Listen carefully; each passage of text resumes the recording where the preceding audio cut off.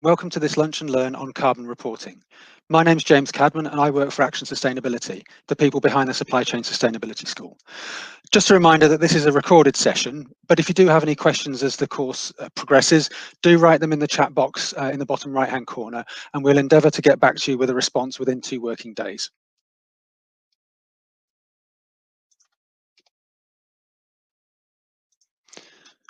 So what are we going to cover in this Lunch and Learn workshop? It's important to know why we're reporting on carbon and what is our global and UK response to carbon and the climate change crisis. But importantly, how should we report our carbon and where do we get our data from? So the first section, why are we reporting on carbon? Let's take a bit of a helicopter view on this. If we look back almost a million years, we'll see that the global concentration of carbon dioxide, the most prevalent greenhouse gas, has been somewhere between 170 and 300 parts per million. And just to describe what that jargon means, parts per million means that for any given million molecules in the air, 300 of them or 250 of them are carbon dioxide. So a relatively low concentration, but important. And you'll see from the graph in front of you that the concentration of carbon dioxide in our atmosphere has fluctuated fairly steadily up and down over several 100,000 years. And where it's at its peak and its highest, we've had warmer periods, and where the concentration is lower, we've had cooler periods, ice ages, effectively. But you'll notice that in recent years, identified by the dates on the slide, that the concentration of CO2 has been driven up dramatically. And this has been caused largely by the Industrial Revolution and our use of fossil fuels. You can see those key dates on there. Just to put a bit of perspective on this, when we as a species arrived on this planet was about 300,000 years ago. So this is some fairly long-term data that we've gathered from ice cores in Antarctica and other places where we can actually measure the CO2 in the atmosphere in those previous times. What has this meant for the Earth's climate, the Earth's weather? Well, over the last 150 years or so, we've seen a steady rise in global average temperatures. They've basically gone up about 1.1 degrees since pre-industrial times, around 1850, 1840. They've gone up by over a degree on average over the whole globe. Clearly, the temperature is there to keep us in a stable and hospitable living habitat, and 1 degree might not sound like all that much, but it makes a huge difference. 1 degree average over the whole globe makes a big difference. It is more extreme the further north and south you go away from the equator. They have had rises somewhere between 4 and 5 degrees in some places, maybe more, but overall the average has been 1 degree. And what has that meant for the weather and the climate that we've seen? We'll all be aware of the forest fires in Australia, forest fires north of the Arctic Circle, extreme weather events in the Caribbean, hurricanes, cyclones, and so on. Dorian, Cyclone Idai off the coast of Mozambique, and many others have been in the news. Flooding in the UK, hot weather events, seasonably abnormal temperatures have all given rise to these kinds of extreme weather events. And essentially climate change is a multiplier. These weather events happen anyway, they're quite natural, but what climate change is doing is making them happen more frequently and more extremely. So the impacts are worse, the damage is worse and more long lasting. So what causes climate change? The predominant gas, as I've already mentioned, is carbon dioxide, and that comes from anything that we burn, primarily fossil fuels, whether it's coal or oil or gas in the production of energy and power to power our businesses and our homes, or it's diesel and petrol used in our vehicles. This directly leads to carbon dioxide emissions and the resulting impact on the climate. But there are other gases as well. The next most important is probably methane, CH4, and this is largely linked to the agricultural sector from ruminant animals such as cows and sheep, but also from biodegradation processes, composting and so on, where methane is given off as a byproduct of that rotting process. The next most important is probably nitrous oxide, N2O. And this is a gas that's used in many situations, but the example given here is of it being used as a propellant gas in squirty cream, essentially, but it's used in many other situations as well. Some of you might know it as Entonox, as a pain relief, or more commonly as laughing gas. But it is a very important gas to keep under control in terms of climate change. The next one that is important is sulfur hexafluoride, SF6. This gas is very important in the use of high voltage switchgear, for example, because it's an insulating gas. It is very good at preventing fires. It's not flammable. It's an insulating gas. It's very good for the safety that is paramount in those situations. But it has an extremely high impact on global warming. So it's a double-edged sword. It has benefits, but also disbenefits. Then there's another two groups of compounds, hydrofluorocarbons and perfluorocarbons. These are used as refrigerant gases. They're the replacements for CFCs that have been banned since the Montreal Protocol. They're used in heating and ventilation and air conditioning equipment and other bits of equipment as well to drive their processes. Again, like SF6, they're great at what they do. They're really effective. They're not flammable. They don't mix with water. They're not toxic to humans. Wonderful compounds, but they have a big impact on climate. Similarly, in the way that CFCs did. We weren't aware back then that they had a problem. They caused a problem with the ozone layer. We since subsequently found out and did something about it. Why are these 6 gases and groups of gases highlighted? They're the most prevalent, the most relevant to the impact that we have on the climate, and they've come to be known as the Kyoto Protocol basket of 6 greenhouse gases. And it's these that we're focusing most of our effort on in order to reduce the worst impacts of climate change in our societies, our communities, and our economies. We're ultimately trying to limit the rise in global temperatures to 2 degrees, or more recently, well below 2 degrees above pre-industrial levels. So that graph I showed you earlier, back to 1850, we're trying to limit that rise. And the way we're going to do that is control the emissions of these gases and all the other things that we do in our businesses. There are many other gases that have impacts, but they're less prevalent. They are less commonly used. So this is the main focus in terms of gaseous emissions. And why are they different? I've already indicated that methane and nitrous oxide and others are far, far worse than carbon dioxide. These are the numbers that give you that indication of what that's like. Carbon dioxide has been designated the value of 1. There are no units. It's not kilos or tons or meters cubed or anything. It's just 1. That's its relative value in terms of how much impact it has on driving global warming in the atmosphere. Relative to that, all the other gases in the basket of 6 have got a number that shows how much worse they are or better than carbon dioxide. So you can see in front of you that methane is 25 times worse than carbon dioxide. So that means that if you emit a ton of methane gas, it's equivalent to emitting 25 tons of carbon dioxide gas. And as you go down the list, you can see the numbers get bigger and bigger and bigger. So if you're working in high voltage switchgear environment and you have a release of 1 kilo of sulfur hexafluoride, that's like emitting almost 23 tons of carbon dioxide. So it's really important to know the difference between these gases and their relative impacts, and therefore what we should be doing about them. But importantly, and part of this lunch and learn, is when you come to report on your emissions, how those play off against each other. Why we have these numbers and the relativity of all of them is so that we can express the total carbon dioxide and greenhouse gas impact in tons of carbon dioxide equivalent. So you'll see at the bottom of the slide, there's the unit TCO2e. That E is very important because we're not just talking about carbon dioxide, we're talking about all the greenhouse gases, the 6 here, and any other niche ones that you might be using as well, so that we can express them in 1 unit of measurement.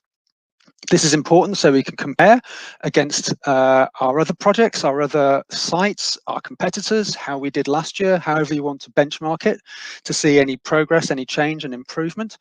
But also so that we've got 1 fixed number that's easy to understand, rather than my emissions of carbon dioxide, my emissions of methane, my emissions of nitrous oxide, and so on. It's easy to understand. The analogy is talking about pounds and dollars and euros. We don't mix all those up, we'll convert to 1 currency. So what you're seeing in front of you is effectively the Bureau de Change exchange rates for greenhouse gases and how you can convert them to make them comparable. And as I say, when it comes to reporting, this is really crucial so that you can express your emissions to a reporting mechanism in 1 clear currency. So the global and the UK response to this. I'm sure many of you have heard of the Paris Climate Change Agreement that occurred at the COP meeting in 2015 and followed in 2016 by the agreement that all nations would sign up to this and make significant progress on Kyoto. And that's all nations in the world that are engaged with this. And the aim there is to keep global warming to well below 2 degrees Celsius, or better still, keep it down to 1.5 degrees Celsius in terms of the global average rise in temperatures above those pre-industrial levels. So it's a landmark piece of agreement and collaboration globally, and each country has to submit its national contributions, their estimate of how much each country is going to do to reduce its carbon emissions to keep in line with 2 degrees, or even better still, 1.5 degrees. So in the UK, we have a big challenge, but we have a law to help us with that, the Climate Change Act. And as you can see from the graph on the left, the total emissions of carbon dioxide in the UK in 1990 were about 800 million tonnes of CO2 equivalent. Over time, we've reduced that down to 500 million tonnes of CO2 equivalent in 2017, and more recently we're somewhere down at around 430, 440 in 2020. A lot of this is due to the fact that we have decarbonised our energy grid. We've moved away from coal and oil, and we have more natural gas in our grid electricity mix, and importantly, a lot more renewable power is in the mix as well, not forgetting we have some nuclear power as well. So we've done a lot to decarbonise our grid, but we have more to do in decarbonising the rest of what we do, the products we manufacture, the products we import, how we heat our buildings and our homes, how we drive and transport goods around, and so on. So all these things add up. And you can see from the next graph how that has shaped up. We've moved down from the 800 million tonnes to about 500 and a bit further on in that solid black line. And what you'll see underneath is that kind of beige grey stepped profile. That's the scenarios that the Committee on Climate Change have developed on how we are going to reduce our carbon. What actions do we need to take as a nation and by different sectors, and how can we drive that forward? And there's lots of different ways we can do that. We have been hearing news about hydrogen being used in homes instead of natural gas to give space heating, and also using air source heat pumps to use green electricity to drive those that then create space heating as well. So there's a whole variety of systems that we have in place to drive ourselves down to a zero carbon situation. And what we're looking to achieve is that by 2050 we'll be net zero as a country in our carbon emissions. Net zero meaning that there's a balance for anything that we do happen to still emit, that there's an offset or a balance or a greenhouse gas removal from the system. That means that overall, on balance, we are zero. And like I say, I'm sure you know of the Climate Change Act to target that net zero objective by 2050. Slight variation across the 4 nations of the UK, as you can see on the screen, depending on the economies in those nations. But essentially, we're aiming for net zero by 2050, if not sooner. And reporting is part of this. How do we know that we're going to get to net zero? How do we know that we're on course to reach net zero? It's through the reporting that we do. And there's various mechanisms for reporting, which we'll come on to. Closer to home, there's the Construction 2025 targets, the key one of which that's relevant to this Lunch and Learn is reducing our greenhouse gas emissions by 50% by 2025 against the 1990 baseline. And I think a lot of the work that we're doing is bringing us on target for that, but there's still stuff to do, particularly around embodied carbon within the materials and products that we source and that we use. The direct electricity consumption is relatively easier to tackle. And in the transport sector, we see developments in different fuels and different forms of power, battery power, solar power, HVO, and so on. But the products that we manufacture and buy is a crucial big part of that. So how should we report our carbon? What we're going to cover now is some of the key reporting mechanisms for carbon and greenhouse gases. We've grouped this into 2 key areas, one around legislative requirements, regulation, and the second around voluntary. And you see we've picked on 5 key routes to reporting our carbon depending on the mechanism that we have. We're going to cover off streamlined energy and carbon reporting, SCCR, the Energy Savings and Opportunity Scheme, ESOS, which incidentally is due to carry on post 1st of January 2021. It's in the UK regulation despite EU exit, that will carry on. And then voluntary mechanisms, the Carbon Disclosure Project, CDP, science-based targets, and the school's Climate Action Group. But just quickly, we're going to recap on what scopes mean. This is fairly fundamental jargon to what we're talking about, understanding what different scopes mean. So essentially, you go through a process of understanding what your control and ownership of your organization is, and therefore what you're going to be including in your boundaries and where you have that control. And then you look at the scopes, the emission scopes. So anything that you directly control or own, and there's a climate change impact from that, a greenhouse gas emission, that is your scope 1 direct emission. So if you burn a fossil fuel somewhere and you can control that, it's your scope 1, whether it's a boiler in the basement of your facility or it's fuel in the vehicles and plant and equipment that you run and own. That's your scope 1. It also includes any chemical or biological processes that you control. So if you have anaerobic digestion plant and it's giving off methane, that's your scope 1. If you have fugitive emissions of HFCs or PFCs from your air conditioning system, that's your scope 1 as well.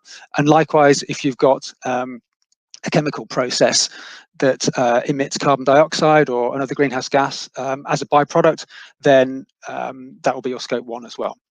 Scope 2 is your indirect emissions, and there's 2 types of indirect emissions, scope 2 and scope 3. Scope 2 is a particular one, and that's essentially your grid electricity. If you're buying electricity off someone else, they have done the burning on your behalf, they've emitted those carbon emissions on your behalf, and you've bought that power from them. So they've provided that service for you.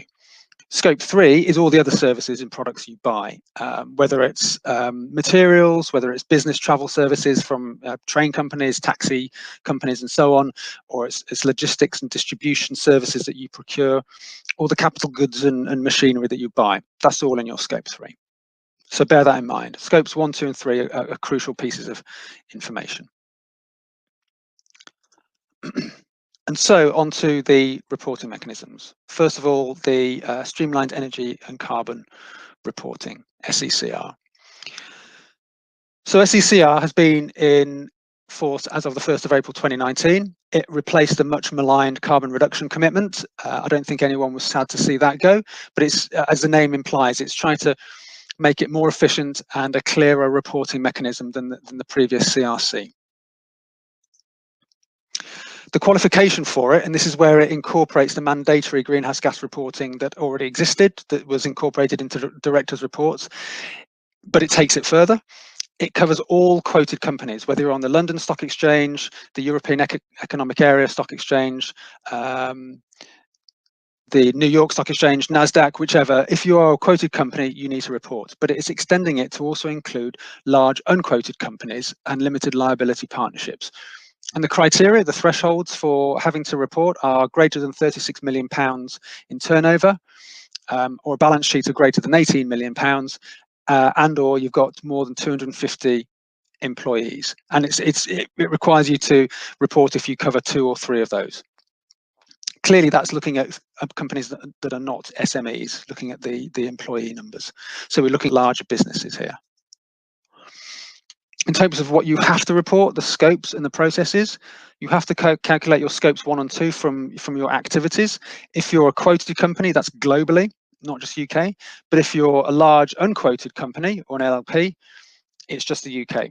And it's those for which you are responsible. So this is the scope 1 and 2, where you have the control over how you use and consume those services, those materials, those fuels to deliver your product, your business.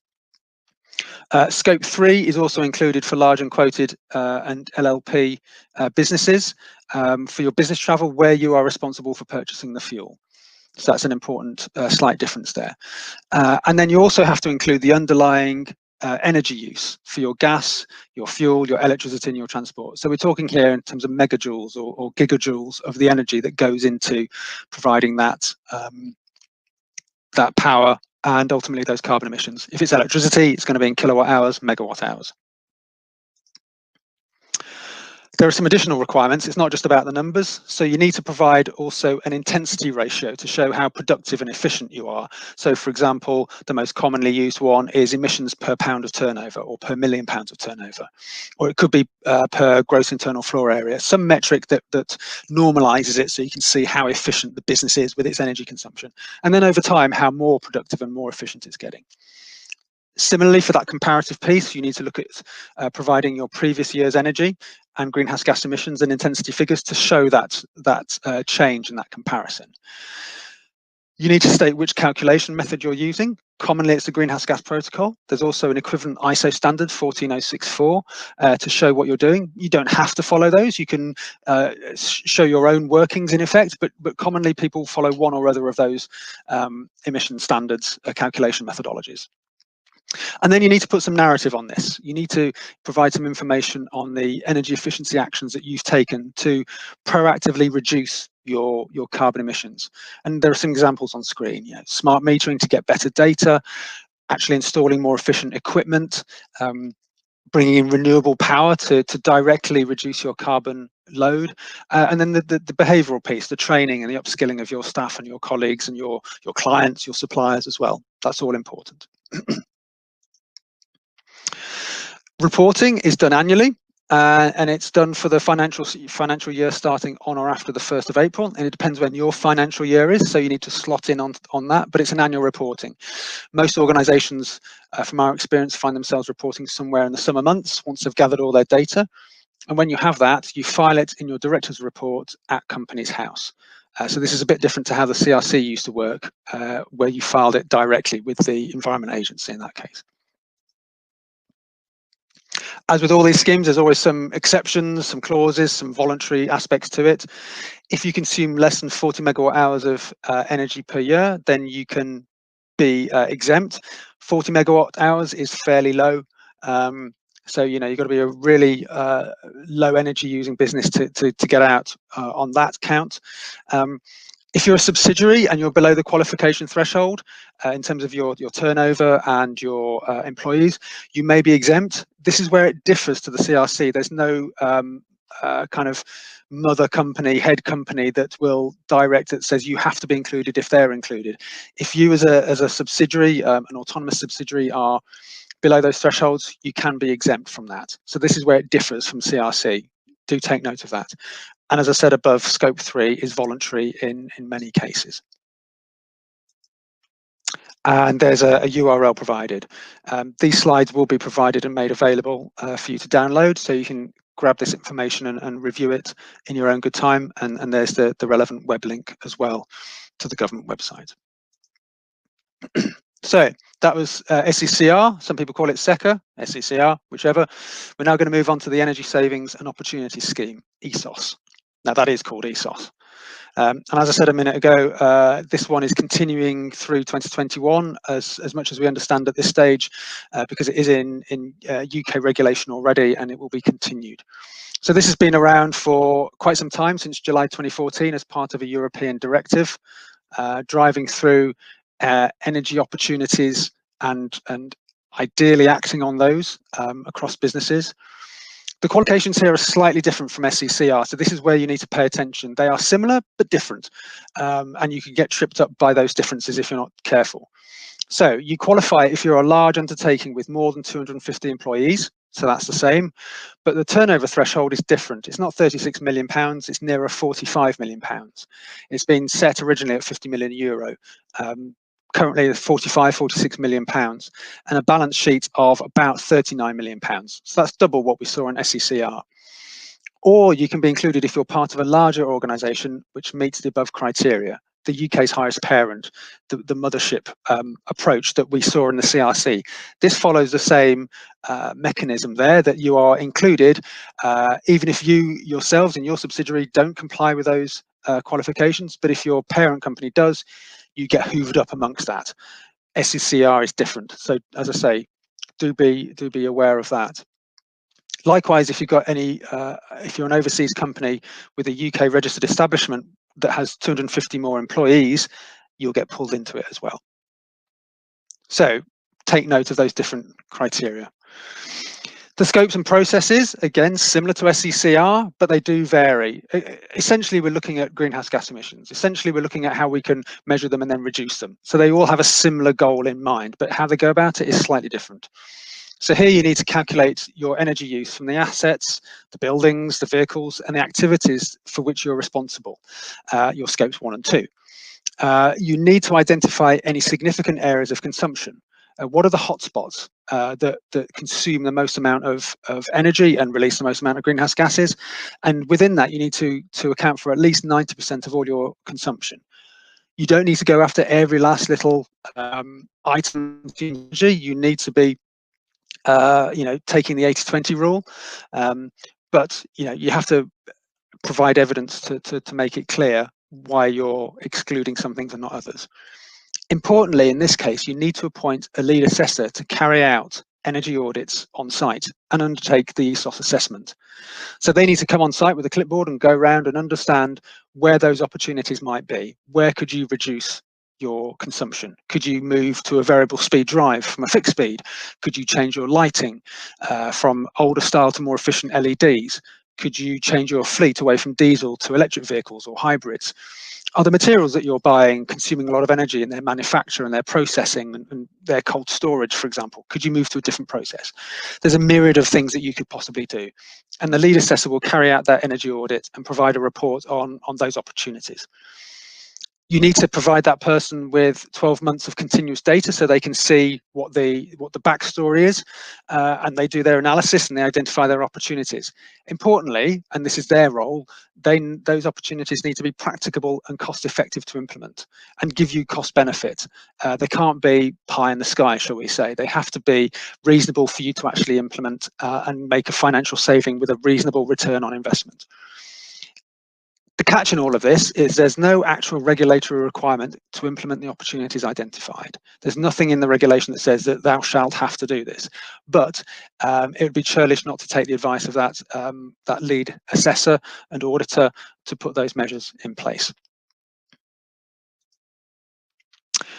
In terms of what you do with your report, you have to submit it online as a notification of compliance to the Environment Agency, and you have to keep your records. And if you don't do that, there are civil sanctions and fines for non-compliance. Again, a bit like CRC in that respect. So you have to make sure it's in on time and that it meets all the requirements in terms of the energy that's provided and it's sent to the right person. So in that respect, it does hark back to how the CRC functioned. Reporting here is not annually, it's every 4 years. There are ESOS reporting phases. We're currently in the 3rd compliance period. I'm recording this at the end of 2020, but the compliance period lasts for another 3 years that we're currently in. And organisations report to the regulator for where their head offices are registered, depending on the 4 nations of the UK. And you can see those on the screen. It's the various environment agencies across the 4 nations of the UK. Fines can be applied for failing to notify the regulator if you've done something slightly differently, simply for maintaining records or not undertaking an audit, or for making a misleading statement, whether deliberately or accidentally. It's important to make sure that your data is accurate. As with SCCR, there are some exceptions and exemptions. If you've got the ISO 50001 Energy Management Certificate, you comply with ESOS. They've been aligned deliberately to say that if you have the former, you comply with the latter. You only simply need to inform the Environment Agency regulator that you have ISO 50001, you comply, and here's the evidence. Similarly, if you have display energy certificates, those are recognised as partial evidence towards compliance. And then finally, there's the URL, the link to further information. So that was the main legislative areas of compliance. There are others out there. There's the climate change levy and issues around that, but that's more of a tax rather than a reporting mechanism. There's of course the emissions trading scheme, which is undergoing some changes potentially, but that's for really large energy consuming businesses, and that's a cap and trade process that does require reporting as well, but it's more about buying and selling and capping and trading those carbon credits and emissions. So we're going to move on to voluntary reporting mechanisms, the first of which is the CDP. Used to be known as Carbon Disclosure Project, they now call themselves CDP. So what's their purpose?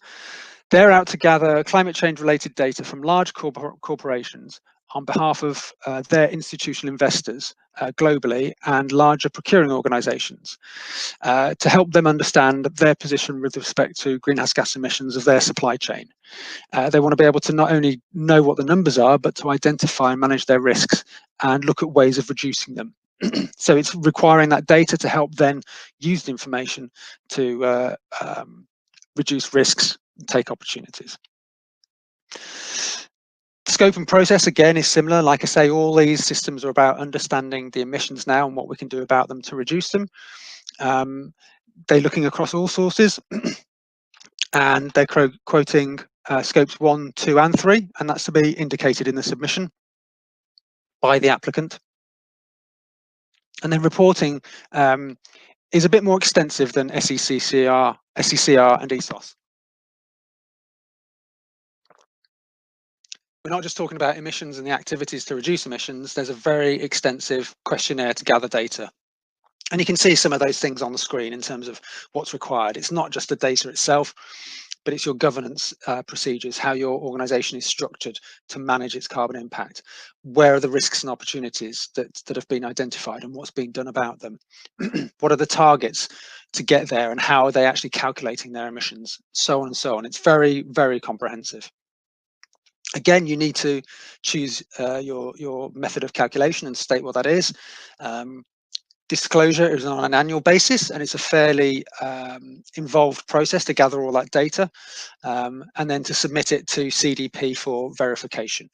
The thing that's clear here is that CDP is at the core of a lot of this, and they are making clear links to the UN Sustainable Development Goals and other mechanisms that you can see on the screen, particularly science-based targets.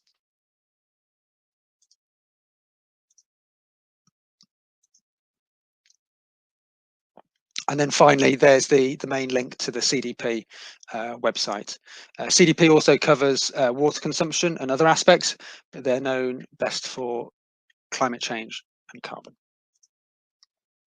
So, Science-Based Targets Initiative, the next one, and I'm sure many of you have heard of this and are wondering what it's all about. So the SBT is a partnership between the CDP we've just heard about, the UN Global Compact from the United Nations, and the World Resources Institute, a well-established organisation in understanding sustainability issues and our impacts on the global environment, and the World Wildlife Fund, the WWF. So the SBT is a way of allowing any organisation to set their carbon emissions reduction targets in line with the Paris Climate Change Agreement. So you remember I was talking about what's our trajectory so that we can bring our emissions down so that we stay well below a 2 degrees warming scenario, or ideally a 1.5 degree warming scenario. Some very clever people have modelled that trajectory, that diagonal line coming down, and within that it tells us how many tons of carbon dioxide emission and other greenhouse gases we can emit to stay on that trajectory. And it's a diminishing number, which is what's driving us to be more resourceful, to use more renewable power, to use more recycled content, and do all the things we can to reduce our consumption of fossil fuels and other greenhouse gas emissions. The SBTI is a way of modelling that for an individual organisation and a sector to say, well, how can that organisation contribute to that downward trajectory? What does it mean in terms of the emissions that you are allowed to make, reducing emissions over the next 30 odd years? And within that, you can identify opportunities to reduce carbon and reduce cost and ultimately report that to your clients as well. So the scope and process. You need to select a suitable trajectory pathway, that diagonal line coming down I mentioned a minute ago. Is it absolute for your organisation, or is it a sectoral base, depending on what sector you're working in? And then putting targets on that within the SBT method.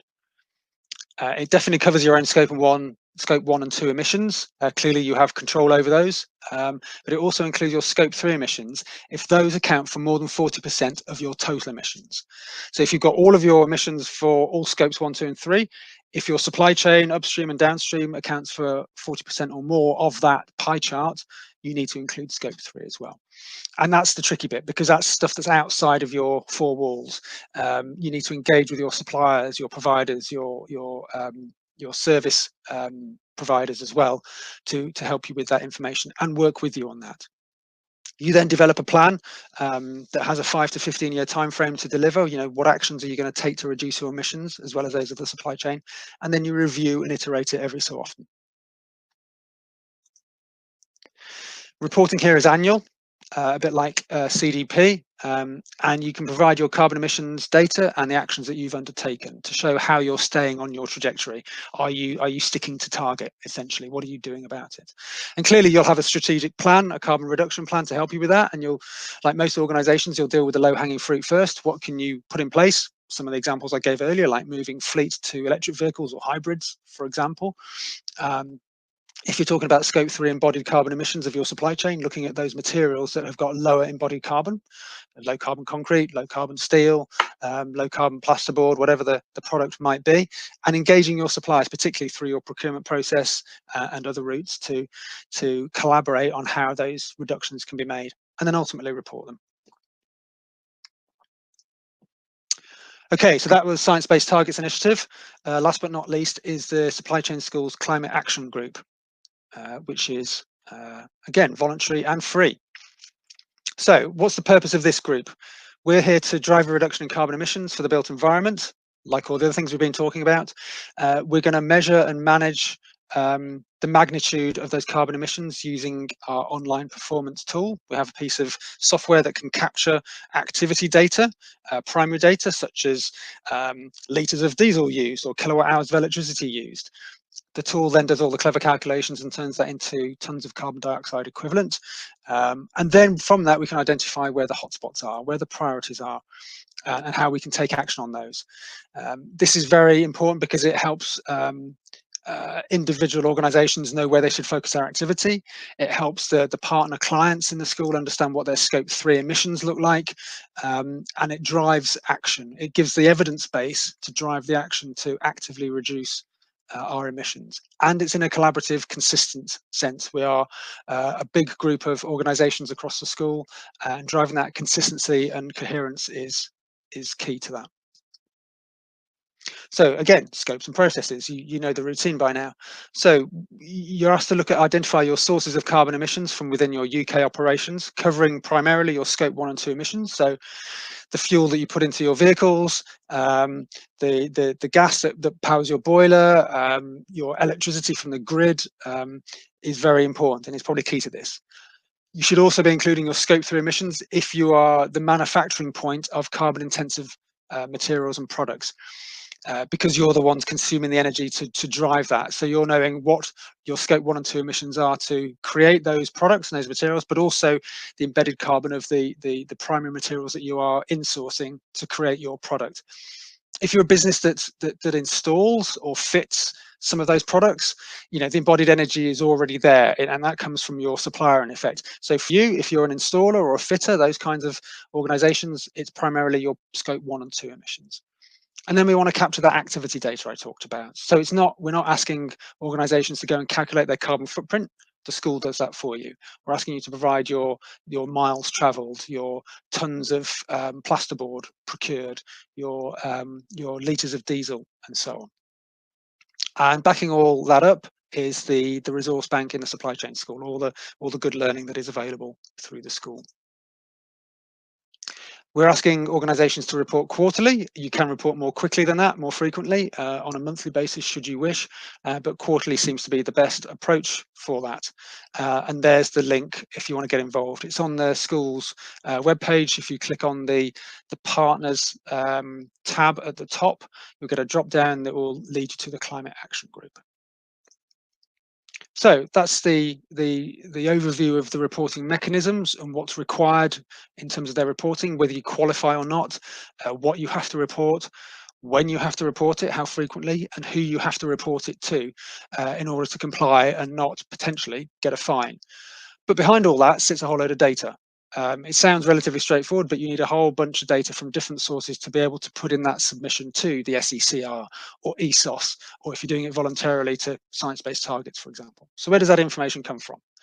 This graph, this picture, sorry, talks to the different areas where your data might come from. So if we focus on the middle one, your business, this is the scope 1 emissions yourself. So your own vehicles, your own buildings, any plant and equipment that you own yourselves, your HVAC systems and so on. That's your direct business footprint. That's scope 1 and 2. If you look to the left with your suppliers, this could be called your embodied carbon. So if it's in a material that you buy in, like timber, steel, concrete, there's an embodied carbon in that. Some people call it a capital carbon in terms of the embodied carbon, or cap carb as to shorten it even further.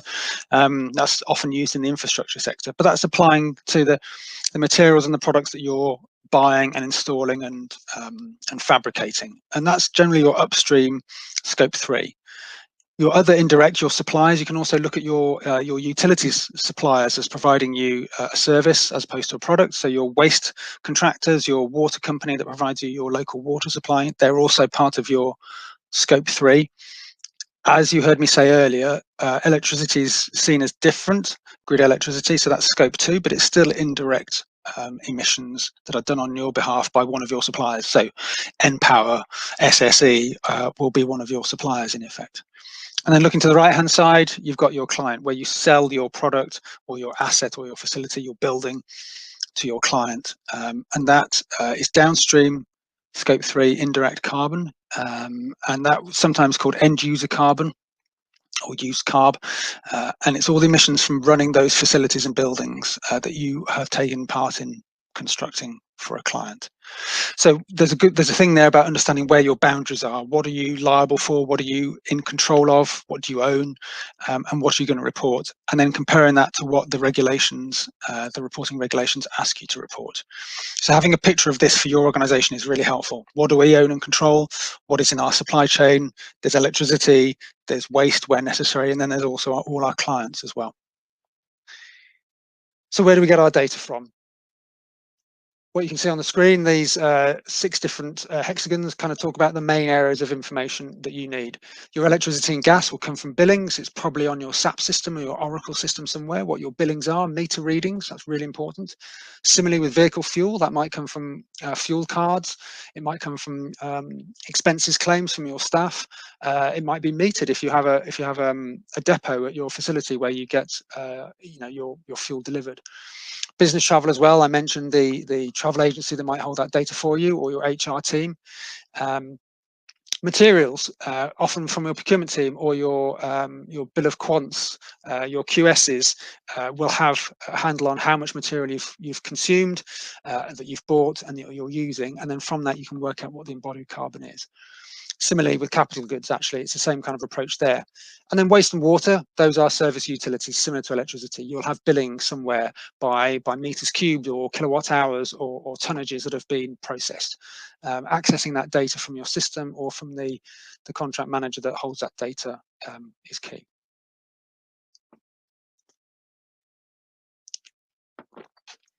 So in terms of where that data comes from, I've already mentioned that some of it will come from purchase ledgers or from meter readings or billings. That's great if you can get hold of that. Sometimes it's not as easy as that though. Sometimes you get presented data that's in the amount of money that's spent, for example. And that's a common example of proxy data, where you'll have to work out what the consumption has actually been to then enable you to say what the carbon impact has been. So it might be you've spent £1,000 on fuel. Knowing what the price of that fuel is per litre, you can then work out how many litres you've bought, and then from that, using conversion factors, you can understand what that litres means in terms of greenhouse gas emissions. In some circumstances, you might not be able to get all the data you can, so you might have to do a sampling process and gather information from different sources and then scale it up. So a good example of that would be understanding how much energy you use in a shared office environment. You don't have your own exact data for your office, but you know that the overall office facility consumes X amount of energy, and on a square floor area, you consume Y% of that, assuming that everyone has roughly similar energy consumptions across those different offices. So you can do a sampling process. There are different ways and means of doing it. Once you've got your data, or once you're accessing your data, do think how it's relevant to your situation. Be careful about reliability and how biased or otherwise the data might be. Is it up to date? Do check that it is valid and reliable, credible information. Similarly, think about how much time you've got to give to this. Think about the 80-20 rule. We saw earlier in the ESOS regulation that we're looking to cover at least 90% of energy use. We're not looking to cover all 100%. It's a similar mindset here. Think about what you can gather reasonably and the benefit it will give you to go after all the data that you can possibly get your hands on.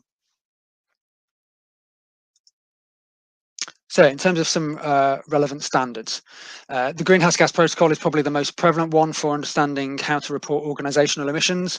As I said, there's an ISO 14064 standard, which is equivalent. A lot of organizations use the GHG protocol. It's very clear on how you allocate your emissions and how you quantify them and how you report them. So that is a really key document. I'm not expecting you to read this slide by any means, but when you come to refer to this later, there's a lot of free information out there to help you do this, to do all these calculations. The first couple of bullet points are conversion factors. So those are the numbers that help convert you from 1 litre of diesel. What does 1 litre of diesel mean in carbon dioxide? How many tons of carbon does that equate to? The DEFRA conversion of factors are free. They're available on their websites. They get updated every year. They will give you that accepted data, emissions factors, conversions factors, they're called, to convert a kilowatt hour of electricity, a litre of diesel, so on, into the equivalent amount of carbon dioxide.